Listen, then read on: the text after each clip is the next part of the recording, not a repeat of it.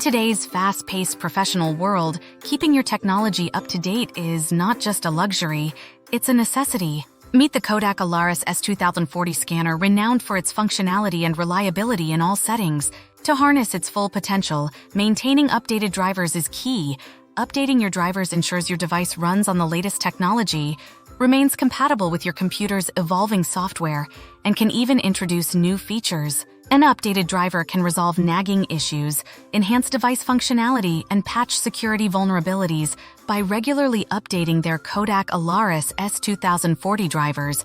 Users can improve their document management process and reduce system crashes. Driver updates can also improve scanning speeds and introduce new features, significantly boosting productivity in busy environments. If you're unsure about technology upkeep, don't worry. Our article guides you through checking your current driver version and provides detailed steps to update it efficiently. Remember, consistently updating your Kodak Alaris S2040 driver is crucial for maintaining its performance, enhancing functionality, and ensuring security. Stay updated, stay efficient. For more detailed instructions, check out our full article. Thank you for watching.